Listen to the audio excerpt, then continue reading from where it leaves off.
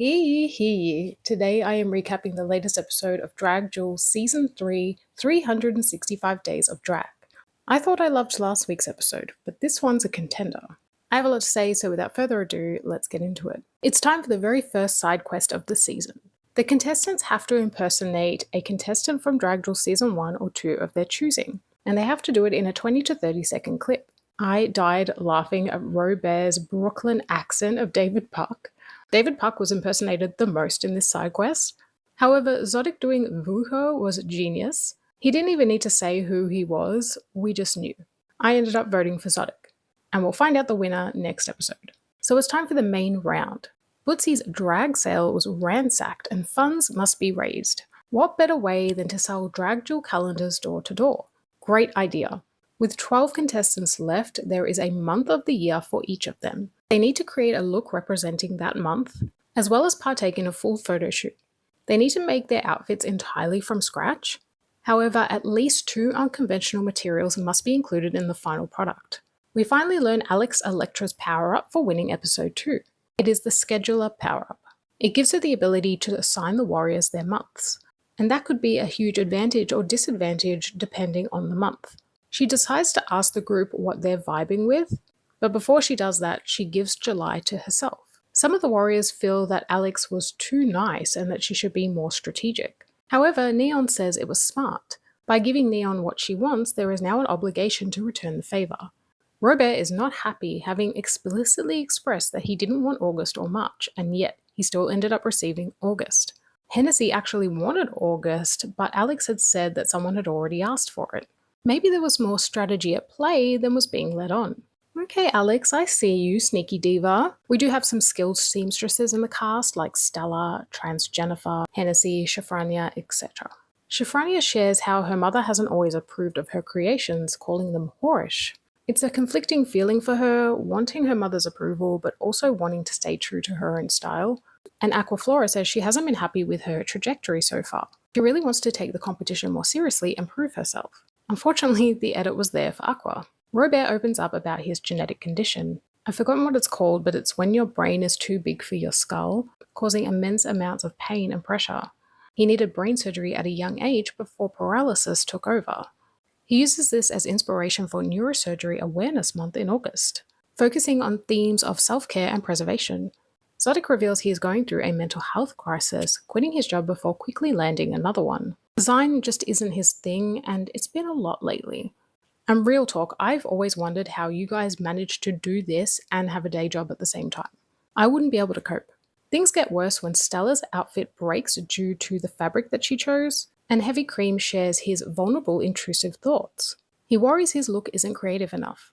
Well, Heavy, you needn't have worried. Neon also spirals, saying her look is falling apart. Category is 365 Days of Drag, so let's go through each of these looks and then I will reveal my top 2. Try and guess what it is. Smokey Carmichael has January, Hennessy has February, Stella has March, Neon has April, Zodic has May, my birth month, Gwen has June, Alex has July, Robert has August, Shafrania has September, Heavy has October, Aquaflora has November, and Trans Jennifer has December.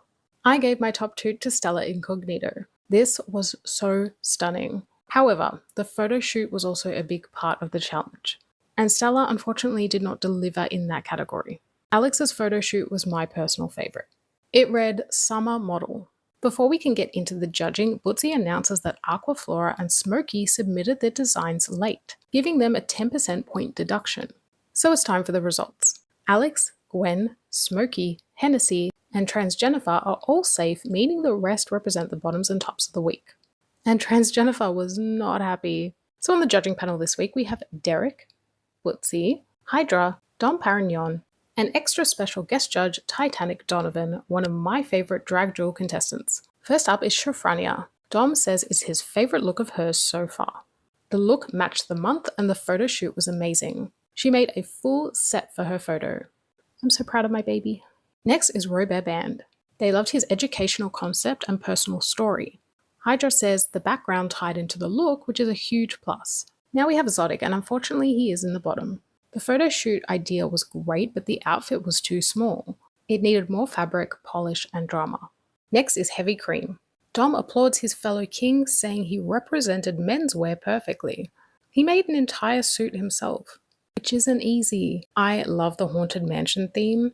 Titanic says it's her favorite of the week.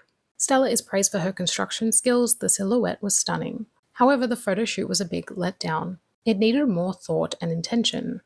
It's a shame because Stella could have easily won if not for her background. We now have Aquaflora. The photo shoot was not cohesive. The judges also didn't understand what zebra stripes had to do with November. I personally love this look.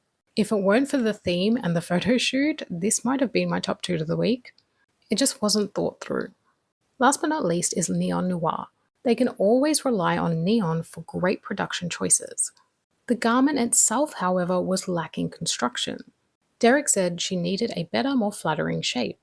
I really love the combination of the blue and the orange. I'm just obsessed. The win ends up going to Heavy Cream, and what a turnaround from feeling like he wasn't good enough. Congratulations, Heavy. This was sick. You don't need to be a seamstress to win. You just have to have great styling skills and a concept. He wins a cash prize and a power-up that will be revealed at a later date. Jennifer is very vocal about not agreeing with the win. In fact, she does not agree with any of the top placements. The bottoms are Neon, Zodic, and Aqua. Neon Noir is saved, leaving Aquaflora and Zodic to drag Duel to the death. They performed to Guess by Charlie XCX featuring Billie Eilish. I think Aqua had a cunty attitude that suited the song perfectly. It was great. I also loved Zodic getting all caught up in the underwear. It was sickening. Both of them brought it. The judges decide to keep Zodic, and we say goodbye to my pre-season top 3 darling, Aquaflora. I'm really sad. However, Zodic was also in my top 3 pre-season, so I'm really glad we didn't lose him. And so, my friends, what did you think of this week's episode? Were you as outraged by the results as Jennifer? Or did you agree? Next week is the music video challenge, and this season it's all about Chapel Roan. I'm so excited. It looks like the drama gets real juicy.